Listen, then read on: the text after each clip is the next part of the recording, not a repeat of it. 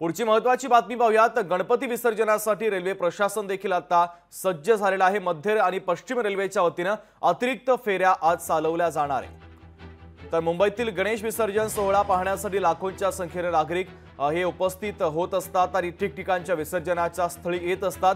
त्यामुळे आता पश्चिम रेल्वेने गणेश भक्तांसाठी अनंत चतुर्दशीच्या दिवशी रात्री जादा 8 लोकलच्या फेऱ्या चालवण्याचा निर्णय घेतलेला आहे। मुंबईतील बहुसंख्य सार्वजनिक मंडळांच्या आणि घरगुती गणपती बाप्पांचं अनंत चतुर्दशीच्या दिवशी विसर्जन होत असतं आणि या विसर्जन सोहळ्याच्या निमित्ताने गिरगाव, दादर, जुहू या चौपाट्यांवर भाविकांची प्रचंड गर्दी होत असते।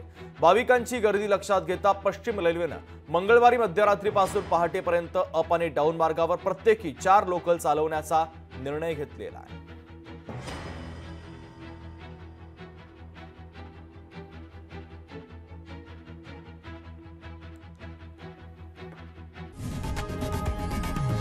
लोकशाही मराठी ऐका, पहा, जागरूक रहा।